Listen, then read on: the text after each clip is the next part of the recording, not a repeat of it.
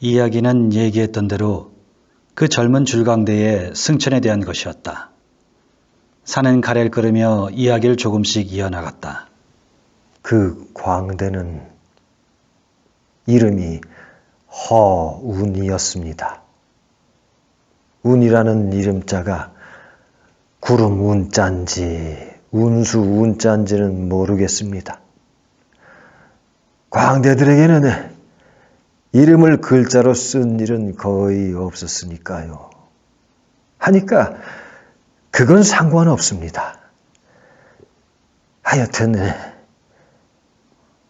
운은 나보다 5살 아래였지요.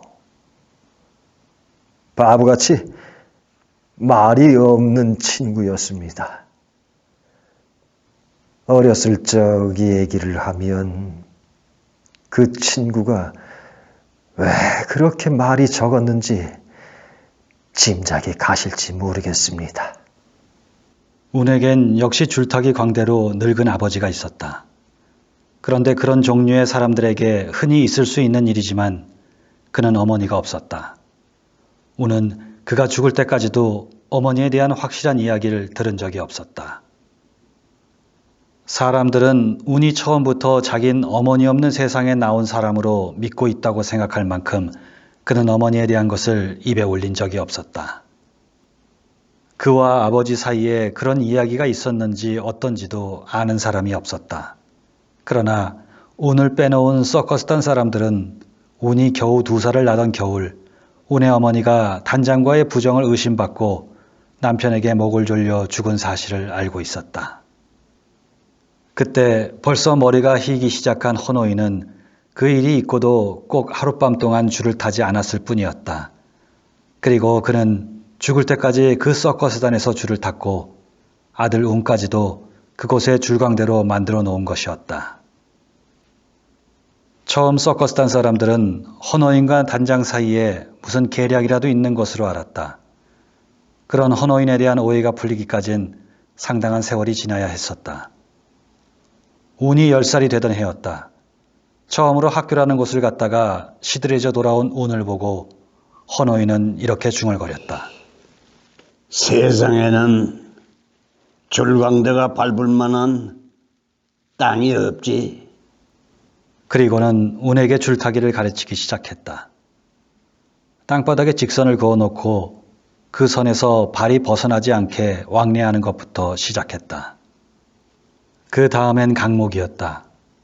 발바닥 절반만한 넓이의 강목을 땅에 깔아놓고 손을 뒤로 모아 잡은 다음 몸을 꼿꼿이 하여 그 위를 왕래하는 것이었다. 처음엔 천천히, 그리고 나중엔 빨리, 그랬다간 다시 천천히. 그것이 아주 익숙하게 되었을 때 운은 눈을 싸매고 그때까지의 과정을 한 번 더 되풀이했다. 다음엔 그 강목이 줄로 바뀌고 그 줄이 드디어 공중으로 떠오르기 시작했다. 꼬박 5년이 걸렸다. 운은 16살이 되었다. 그때 이미 그는 언뜻 보기에 헌호인과 다름없이 줄을 탔다. 그러나 헌호인은 운을 사람들 앞에서 줄을 오르게 하려는 눈치가 안 보였다. 하지만 운은 그 헌호인에게 섣불리 이야기를 꺼낼 수 없었다. 운은 헌호인을 무서워했다. 헌호인은 운을 때리지 않았지만 시간만 나면 언제나 회초리를 들고 뒷마당에서 운의 줄타기 연습을 시키고 있었다. 그러나 참다 못해 운이 어느 날 아버지 헌호인에게 속마음을 텄다. 아버지, 저도 이젠 사람들 앞에서 줄을 탔으면 합니다. 그래. 그럼 줄을 탈 때 끝이 가까워 보이느냐? 네, 바로 눈앞에 있는 것 같습니다. 그럼 가는 줄이 넓어 보이겠구나. 그 위에서 뛰어놀 수 있을 것 같습니다. 그러자 헌호인은 단호하게 말했다. 안 되겠다. 운은 그 까닭을 몰랐으나 더 대꾸하지 못했다. 18살이 되었다. 운은 헌호인에게 같은 청을 드렸다. 어때? 줄이 넓어 보이더냐? 줄이 보이질 않습니다. 운은 불안했으나 사실대로 말했다. 그래? 줄을 타고 있을 때 아무것도 보이질 않는단 말이냐? 예, 귀도 들리지 않고 예. 그것도 사실대로 말했다. 아직도 객기가 있어? 헌호인은 턱으로 줄을 가리켰다. 우는 또 아무 대꾸도 못하고 줄로 올라갔다. 사실 우는 자신이 헌호인과 같이 줄을 잘 탈 수 있을 것이라고 생각하진 않았다. 헌호인이 줄을 타는 모습은 정말 아름다웠다. 천장 포장을 걷어젖히고 넓은 밤하늘을 배경으로 헌호인은 흰옷의 조명을 받으며 줄을 건너는 것이었는데 발을 움직이는 것 같지도 않게 그냥 흘러가듯 조용히 줄을 건너가는 노인의 모습은 유령 같기도 하고 어떤 땐 그냥 땅 위에서 하품을 하고 있는 것 같기도 했다. 이상한 것은 그렇게 줄을 타는 헌호인이었지만 줄에서 내려오면 그의 온몸은 언제나 땀에 흠뻑 젖어 있곤 했던 것이었다. 그리고 단장은 그런 헌호인의 줄타기를 몹시도 싫어했다. 구경꾼 놈들의 간덩이를 덜컹덜컹 내려앉게 해주란 말이야. 제주를 좀 무려, 제주를. 단장은 헌호인을 매번 나무랐다. 헌호인은 얼굴이 파랗게 질려서 대꾸도 못하고 땀만 뻘뻘 흘리다간 단장 앞을 힘없이 물러나오곤 했다. 그러나 그 다음 날도 헌호인은 여전히 전처럼 줄을 타는 것이었다. 우는 누가 뭐래도 헌호인이 그렇게 줄을 타는 것이 좋았고 자기도 그렇게 줄을 탈 수 있기를 바랐다. 그러던 어느 날 밤, 그러니까 운이 헌호인에게 두 번째로 소원을 말하고 나서 1년쯤 지났을 때였다.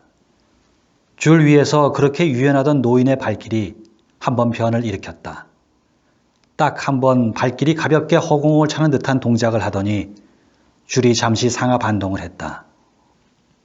헌호인은 가만히 몸을 지탱하고 있다가 곧 다시 줄을 건너갔다. 누구도 그것을 실수로 생각한 사람은 없었다. 객석에 눈을 두고 있던 단장은 거기서 일어나는 무의식적인 함성에 놀라 하늘을 쳐다보았으나 줄이 상하로 조금씩 움직이는 것밖에 무슨 일이 일어났는지조차 알 수 없었을 정도였다. 헌호인이 줄을 잘 탔다고 하는 것은 운의 생각입니까? 혹은 노인의 생각입니까?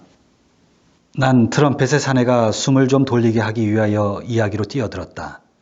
사내는 한마디 말을 하기 위해서 거의 한 번씩 숨을 들이쉬었다. 그건 물론 운의 생각이었습니다. 그럼 이상하지 않습니까? 노인께서 운의 생각을 말씀하신다는 것은 그렇지요. 하지만 이렇게 누워서 많은 생각을 했지요. 그리고 운은 나와 나이가 가장 가까웠으니까 내가 그의 심중을 비교적 많이 이해하는 편이었고 그도 내게만은 조금씩 얘기를 할 때가 있었습니다. 그리고 나는 그때 벌써 나팔장이가 다 되었으니까 웬만큼 나팔을 불어주고 남은 시간은 대개 그 부자가 지내는 뒷마당에서 보냈고요. 그런데 말입니다. 그러니까 헌호인이 한번 발을 헛디뎠던 다음 날이었지요. 마침 그날도 나는 거기 있었는데 이상하게도 그날은 헌호인이 아들의 줄타기를 보면서 땀을 뻘뻘 흘리고 있었습니다. 나는 줄 위에 있는 운이 아니라 무섭도록 줄을 쏘아보고 있는 노인의 눈과 땀이 송송 솟고 있는 이마를 보고 있었습니다. 그런데 노인은 갑자기 이놈아! 하고 병력 같은 소리를 지르면서 줄 밑으로 내닫는 것이 아니겠습니까? 그때야 나는 줄 위를 쳐다보았지요. 그런데 우는 그 소리를 듣지 못한 것처럼 그냥 줄을 건너가고 있었습니다. 네 이놈! 너는 이 애비의 말도 듣지 않느냐? 하고 줄을 내려왔을 때 노인이 호령을 했으나 우는 역시 어리둥절해 있기만 했어요. 내가 놀란 것은 그때 헌노인이 빙그레 웃었다는 것입니다. 그리고 부자는 그 길로 곧 함께 주막 술집을 찾아 들어갔습니다.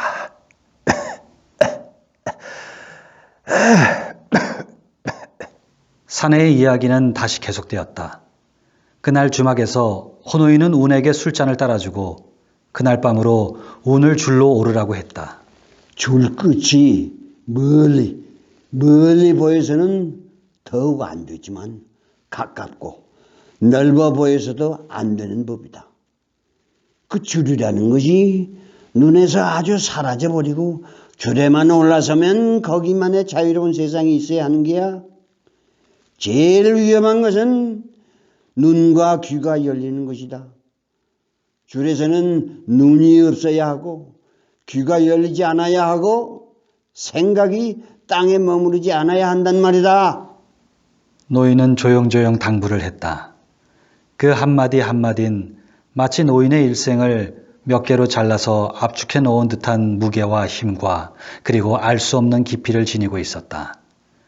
자기의 전 생애를 운에게 떠넘겨 주려는 듯한 안간힘이 거기엔 있는 것 같았다. 아버지, 이젠 줄을 그만두시고 좀 쉬십시오. 운이 말했으나 노인은 조용히 머리를 가로저었다. 줄에서 내 발바닥에 기력이 다했다고 다른 곳을 밟고 살겠느냐? 어? 그래, 같이 타자. 그날 밤 줄엔 두 사람이 함께 올라섰다. 운이 앞을 서고 헌노인이 뒤를 따랐다. 운이 줄을 다 건넜을 땐 객석이 뒤숭숭하니 난장판이 되어 있었다. 뒤를 따르던 헌노인이 줄에서 떨어져 이미 운명을 하고만 뒤었다. 여기까지 듣고 나니 난 사내에게 더 이야기를 시켜서는 안 되겠다는 생각이 들었다. 마치 헌노인이 운에게 마지막 당부를 할 때 그랬을 법한 컴컴하고 무거운 것이 이 사내에게서 쉴 사이 없이 흘러나왔다. 이 믿어지지 않는 집요한 이야기로서 사내가 나에게 떠맡기려는 것의 무게를 나로서는 감당하기 힘든 것이었다. 난 다음날 다시 찾아오겠다고 했다. 아닙니다. 마저 곧 끝납니다. 사내는 아직도 고집을 세우며 이야기를 이으려고 했다.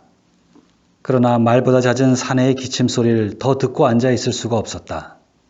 난 이내 방을 나와버렸다. 부엌방엔 이제 불이 켜 있었으나 역시 사람의 기척은 없었다. 난 곧장 어제의 여관으로 돌아와 자리로 들었다. 사내의 이야기는 문화부장이 기대한 것과는 성질이 다를지 몰라도 기사가 될 수 있을 것 같았다. 도대체 노인의 운명, 그 논리 이상으로 정해난 질선, 헌노인이 죽은 지금 그에게 어떤 의미를 지니는 것일까? 헌노인은 줄을 지배하지 못하고 줄이 그를 지배했다. 그게 아름다움이라는 것인가? 또 우는 노인의 무거운 운명을 떠맡아지고 어떻게 자기 인생을 구축해 갈 수 있었는지. 장의사 사내의 이야기론 운도 마찬가지로 줄에서 떨어져 죽었다고 했다. 그렇다면 운은 노인의 인생을 배신할 수 없었던 것일까? 그것은 또 운에게 무슨 의미를 줄 수 있는가? 이런저런 생각을 한참 하고 있는데 어젯밤에 여자가 불쑥 문을 들어섰다. 난 여자가 좀 수상쩍었으나 이것저것 묻기가 귀찮아서 그냥 옆에 눕게 했다. 차라리 잘 되었다 싶었다. 나는 곧 피곤해서 잠이 들어버렸다. 아침에 일어났을 때 역시 여자는 가구 없었고 윗주머니에 돈이 꼭 300원이 줄어 있었다. 시계가 12시를 넘고 있었다. 난 어제와 똑같이 여관을 나와 달인 먹으려 해서 중국집을 들렀다가 어제처럼 입가심을 사들곤 다시 사쿠라공원 중턱의 사내에게로 갔다. 부엌방 문 앞엔 여자 고무신이 어제 그대로인 것처럼 가지런히 놓여 있고 사내의 방에선 역시 역한 냄새가 코도 거치지 않고 내장으로 스며들었다. 사내의 숨소리가 어제 처음 왔을 때보다 훨씬 거칠어져 있었다. 사내는 내가 쑥스러워질 만큼 새삼스럽게 반기곤 곧 이야기를 이었다. 그러니까 그 뒤로 운이 헌호인의 당부대로 줄을 탔는지는 알 수 없었지요. 하나 확실한 것은 그 역시 전에 헌호인이 당하던 단장의 꾸지람을 고스란히 그대로 물려받았다는 것입니다. 그런데 그는 꾸지람을 듣고 있을 때까지도 영 정신이 나간 사람처럼 멍청히 서 있기만 하곤 했지요. 그런데 나중에는 단장도 그런 운을 늘 나무랄 수만은 없게 되었어요. 활동사질이라는 것이 갑자기 성하지 않았습니까? 그쪽에 손님을 다 빼앗기고 나니 우리는 거렁뱅이가 될 판이었습니다. 그런데 단장이 그래도 그중 나았습니다. 생각하다가 짜낸 것이 결국 구경꾼의 흥을 더 돋구어줘야 한다는 것이었어요. 당연한 얘기지요. 그래 그 방편으로 제일 적합한 것이 운이었습니다. 줄을 그전 때보다 2배, 3배로 높이 매달았습니다. 헌호인도 여느 광대보다 높이 줄을 탔기 때문에 가설극장에 천정포장을 걷어내야 했지만 이번에는 거기 비교가 안 될 정도였지요. 우리는 그런 식으로 시읍까지 왔었습니다. 그때는 가을이었지요. 시읍에서 어느 날 밤 운이 줄에서 내려와 보니 그에게 꽃다발이 하나 와 있었다. 꽃다발이라야 그즘 산이나 들의 지천으로 피어난 들국화 몇 송이 꺾어다 종이 리본으로 묶은 것이었지만 워낙 처음 있는 일이라 부처님 같은 운도 약간 호기심이 들었다. 꽃다발을 가져온 것은 소녀끼를 갓 벗은 여자라고 했다. 잘해봐라 이 녀석. 총각 귀신은 제사도 없단다. 트럼펫의 사내가 웃으면서 그 꽃다발을 운에게 건네주었다. 여잔 다음 날도 그 다음 날도 같은 일을 하고 갔지만 언제나 운이 줄을 올라간 뒤에 왔다가 줄에서 내려오기 전에 가버리기 때문에 정작은 얼굴조차 볼 수가 없었다. 매일 밤 꽃다발을 맡았다 운에게 전해주던 트럼펫이 보다 못해 하룻밤은 일을 꾸몄다. 공원으로 가봐라. 거기 여자가 기다리고 있을 게다. 운이 줄에서 내려오자 트럼펫은 운에게 일러주었다. 지금 이야기 중에 트럼펫이란 운의 친구가 바로 노인이시겠지요? 난 갑자기 이 사내 자신에 대한 한 가지 의문이 떠올라 그렇게 물었다. 그렇습니다. 그때부터 난 나팔을 불고 나면 조금씩 피를 뱉게 되었는데 그렇다고 입에서 나팔을 뗄 수는 없었습니다. 나팔을 불지 못하면 진짜로 죽을 것 같았으니까요. 노인께서 여길 떠나지 못하고 주저앉은 것도 폐 때문인 것 같은데 그때 노인께서는 독신이었습니까? 그렇습니다. 독신이었는데 갑자기 각혈이 심해져서 사낸 말끝을 흐렸다. 정말로 그랬을까? 난 여전히 의문이 사라지질 않았다. 그것은 오히려 누군가를 따라 떠났어야 할 이유도 되지 않는가? 그리고 그런 배를 가지고 지금까지 살아 있을 수가 없지도 않은가? 그렇다면 이 사내는 혹시 운을 찾아온 여자에게 사랑을 느낀 것은 아니었을까?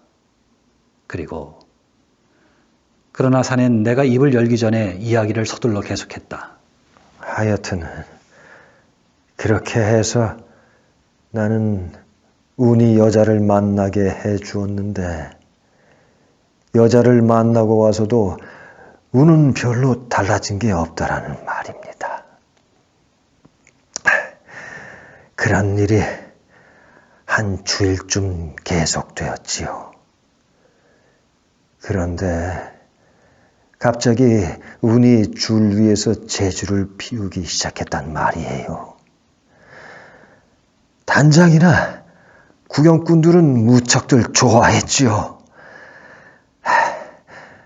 하지만 나는 옛날 헌어인의 실수를 기억하고 있었던 만큼 그게 불안했습니다.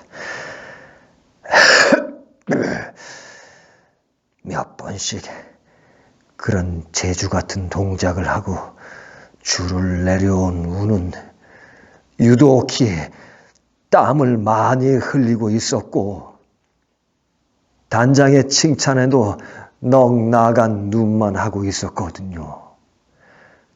그런 나의 생각이 옳다고 단정할 수는 없겠지만 그렇게 생각할 수밖에 없는 일이 있었어요. 운이 자꾸 귀와 눈을 때리면서 혼자 중얼중얼하는 것이었습니다.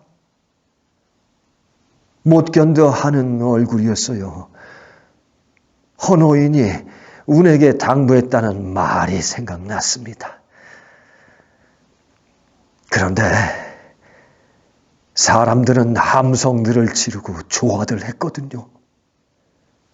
불행한 일이었지만 내 생각이 옳았다는 것은 곧 증명이 되었어요.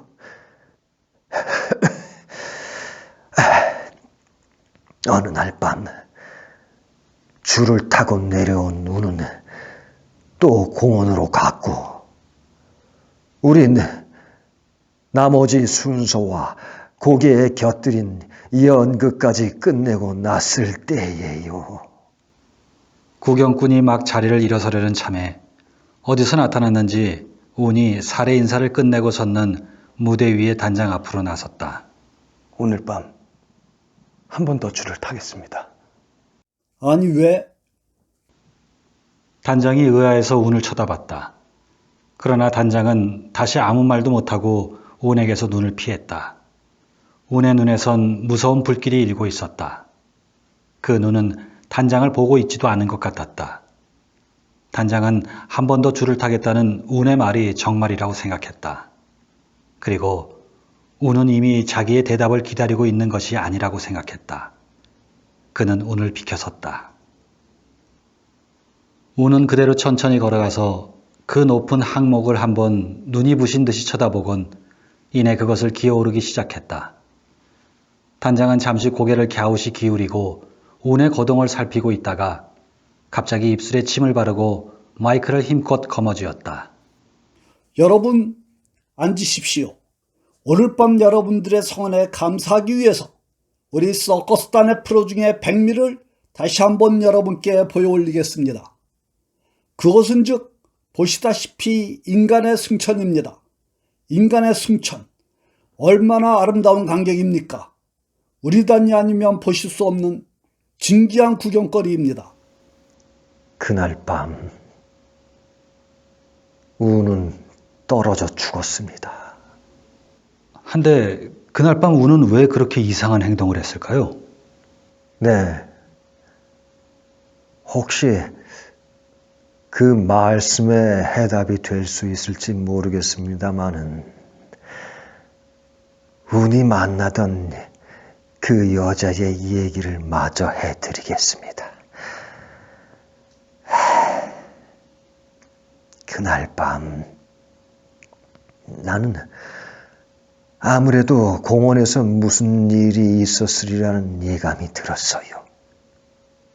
대강 일이 정리되었을 때 공원으로 올라가 보았습니다.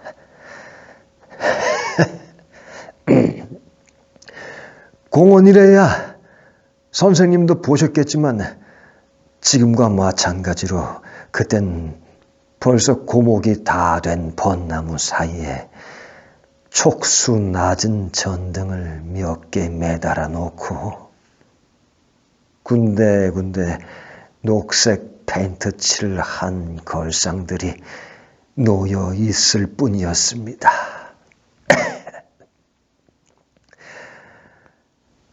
그 걸상 하나에 여자는 내가 올라갔을 때까지 아직 말도 못하고 벌벌 떨고 있었어요.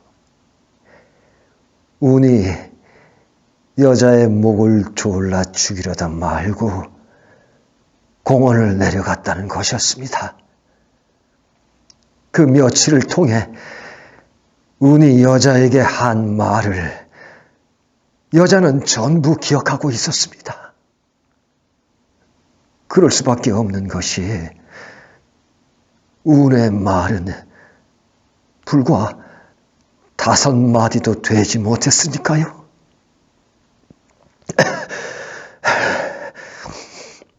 물론 사랑은 배워서 말로 하는 것만은 아니니까 배우지 않고도 아는 방법으로만 그는 여자를 사랑했겠지요. 마지막 날 얘기가 이랬다고 합니다. 갑자기 운이 여자를 끌어안고서 난 이제 줄을 탈 수가 없다. 넌 나하고 같이 살아야 한다. 운은 마치 줄에서 내려왔을 때처럼 땀을 흘리고 있더랍니다. 그런데 여자는 운이 그렇게 가까이만 있으면 언제나 무서워 말도 할 수가 없었다고 해요. 전 당신을 사랑하고 있지 않아요. 그럼? 줄을 타고 계실 때 그땐 그런 것 같았는데 이렇게 옆에만 오시면 무서워요. 아야, 이젠 난 줄을 탈 수가 없는데. 그러고는 두 사람은 한동안 말이 없었는데 운의 손이 천천히 여자의 목으로 올라오더니 조금 있다가 그 손은 경련이 난 듯 여자의 가는 목을 조르기 시작하더랍니다. 여자는 별로 반항도 하지 않고 걸상에 쓰러졌는데 운은 무슨 생각을 했는지 또 갑자기 손을 놓아버리고는 일어서더라는 것이었어요. 그리고는 혼자 중얼중얼하고 있었다고 합니다. 아버지는 어머니를 죽이고 다시 줄을 탈 수 있었지만 나는 그러다가 운은 산을 내려가 버렸답니다. 산엔 그것이 자기 자신에 관한 일이었던 것처럼 열심히 그리고 상상으론 미치지 못할 자세한 부분까지 이야기하고 있었다. 그는 기침을 하지 않으려고 몸을 오그라뜨리고 힘을 주었다. 그러나 끝까지 이야기를 못하고 기어이 발작을 시작하고 말았다. 난 사내가 발작을 먹고 나서 다시 이야기를 이으려고 하는 것을 보자 갑자기 웃음이 터지려고 했다. 이제 사내에게 혼자는 더 말을 시킬 수가 없을 것 같았다. 그러니까 운은 처음부터 자기가 어떻게 되리라는 것을 알고 두 번째 줄로 올라간 거로군요. 그렇습니다. 적어도 난 그렇게 생각해 왔습니다. 하지만 여잔 왜 운을 사랑할 수가 없었을까요? 글쎄, 그게 이상합니다만. 참, 이걸 말씀드릴 걸 잊었군요. 그 여자는 한쪽 다리를 절고 있었어요. 절름발이었단 말입니다. 어떻게 생각하시는지 모르겠습니다만 나는 자꾸 그 여자가 좋아한 것은 운이 아니라 운의 다리가 아니었나 해요. 여자는 줄 위에 운이 하늘을 날고 있는 학으로 생각했더랍니다. 어떻든 그렇게 운이 죽고 나서 얼마가 지나니까 이곳 사람들은 광대가 승천을 했다고들 말하기 시작했어요. 처음에는 그 단장의 말을 빌어서 한 비웃음이었겠지요. 그러나 오랜 시일이 지나다 보니 운은 정말로 승천을 했다고 믿어버리게 되었어요. 아닌 게 아니라 나도 아직 운이 줄을 타는 그 곧고 유연한 모습이 잊혀지질 않는데 아마 그게 명인의 풍모가 아닌가 생각될 때가 있어요.